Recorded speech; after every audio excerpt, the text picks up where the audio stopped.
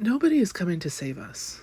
And I don't think I can say that enough because I keep on seeing it in my comments and I keep on seeing other videos like, why can't Sweden come save us? One, America has greatly overestimated how much the rest of the world likes them. America is the friend in the friend group that everybody wants to drop but can't seem to get rid of. Either because, like we have the cool lake house or the hot brother, but as soon as the thing we have is no longer necessary, we're out.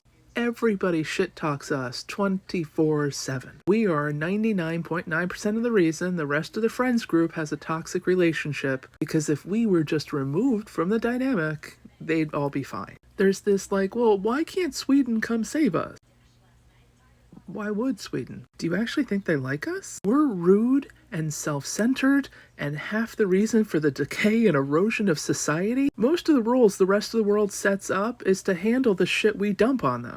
We give them social media. They teach their kids how to spot fake shit on the internet. We take away laws that put up a barrier. They are busy trying to figure out how they're going to regulate AI. We've taken all the rules off of AI and just said, you know what? If killer robots happen, that's an acceptable risk. The rest of the world teaches classes on deepfakes. There are people who are convinced that Trump's Gaza video is real.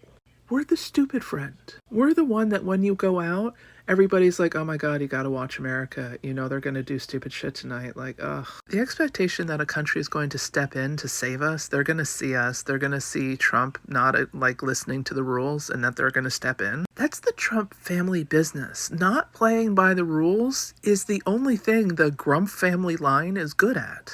Donald Trump would rather spend 10 years burning his hemorrhoids on a chair in a courtroom so he doesn't have to pay his contractors, his workers, his anything. To him, it's worth it. He would rather die than cut a check fairly to anybody. Chuck Schumer, may he burn in hell, is currently pushing his autobiography in which they were like, well, we just assumed the Republicans would wake up and fix their own problem. We teed it up. Here's an impeachment. And then, the Republicans refused to hit the wiffle ball.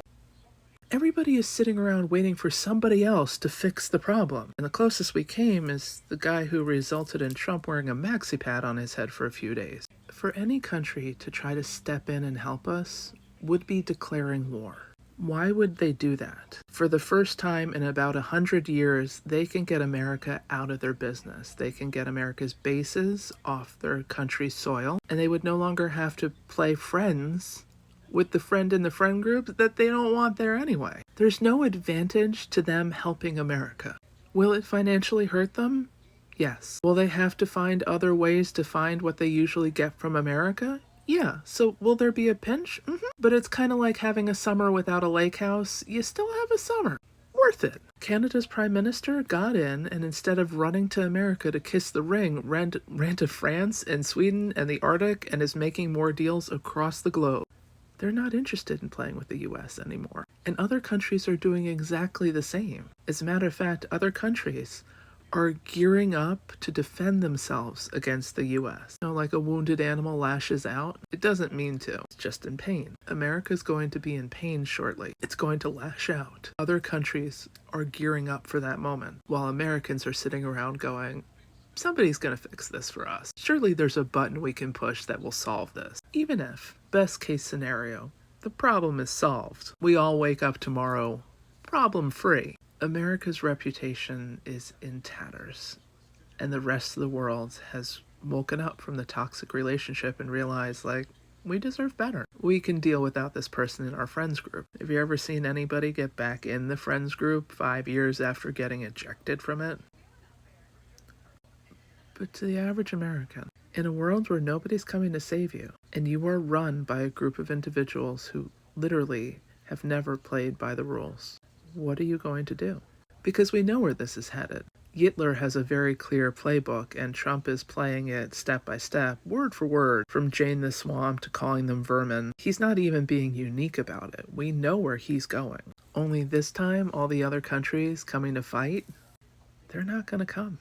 They're not going to fight. They're going to let the snake eat its tail and just be like, have a great day. What is America going to do about it?